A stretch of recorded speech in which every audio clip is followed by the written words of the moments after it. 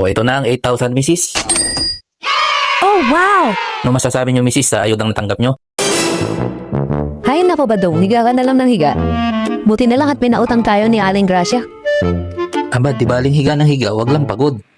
Ay nako Badong, iba talaga yung katwiran mo, no? Manong magbanat-banat ka ng butot, maghanap ka ng trabaho. Pinasundo mo pa talaga ako sa anak mo si Guryo. Alam mo, nagkukwentuhan kami ni Mare. Ay nako, Guryo ka talaga, oo. Siya nga pala, Bebang, nagpunta si Kap kanina rito. Eh bakit daw? Ano ba sabi?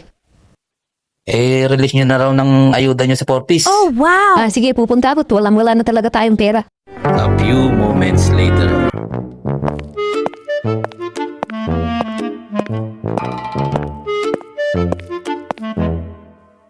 Ikaw ba si Bebang Dimagi ba? Popo, Kap. Okay, sandali lang iha, hahanapin ko sa listahan. Dimagi ba? Asan ka na? Okay, ito nakita ko na. O ito na ang 8,000, misis. Oh, wow! Ano masasabi niyo, misis, sa ayudang natanggap niyo?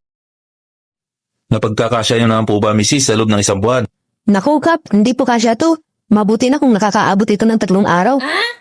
Ganun ba? Oo, Kap. Isipin mo, bibili ako ng bigas, ulam, gin, sigarilyo, at marami pa pong iba. At saka, Kap, kung bibili ako ng gin, siyempre, may kasamang pulutan yon. What? At isa pa, pagka nabitin sa isang bote, siyempre, bibili pa uli ng karagdagan. So, paano pa, Kap, nagkakasya ang 8,000? Siyempre, hanggang 3 araw lang inaabot nito. Pagdating naman po ng hapon, Kap, ay pupunta ako sa kapitbahay at makikipagbingo ako. What? Minsan po, Kap, pagka napapasarap, napaparami ako ng taya. Ganun ba? Talagang hindi nga magkakasya yan. Uy, talaga, Kap. Hindi lang naman isang araw kami umiinom. Siyempre, araw-araw din. Pampasarap ba ng tulog?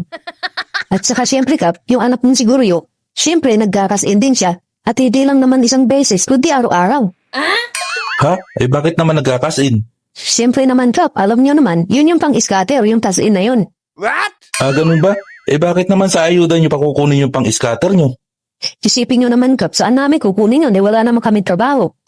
At siya pa, Kap, magbabayad pa kami ng mga bills namin. Hindi ba sagot na ng middle class yung kuryente niyo? Sagot nga, Kap, paano naman yung bayad namin sa tubig, sa wifi? Siyempre, naka-aircon pa kami. Saan, Kap, namin kukunin yun? Wala naman kami trabaho. Oo nga, ano? Kaya nga, Kap, dapat man lang gawid man lang nilang 25,000 o 30,000 yung ayudang binibigay nila. 8,000, hindi man lang magkasya. Ganito na lang kaya, misis. Paano kung maghanap na lang kayo ng trabaho? Trabaho ba ka mo, Kap?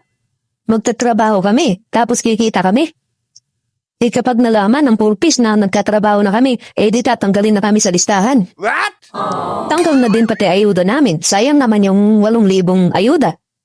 Ganun pala. Kaya pala wala na kayong balak magtrabaho, ano? Siyempre naman, Kap. May sumasagot na nga sa pangailangan namin, tapos maghahanap pa kami ng trabaho. Pagpapakahirap pa kami, ang sarap-sarap na nga ng buhay namin. Niloloko na lang namin ang sarili namin. Sige, Kap, at aalis na rin ako. Pakisabi na lang po na may gatas-taasan naman yung ayuda. Di nga namin napagkakasya-kasya. Naghihintay na nga si Badong sa bahay, bibilid pa ako ng gin sa tindahan. Sige nga, Kap, alis na po ako.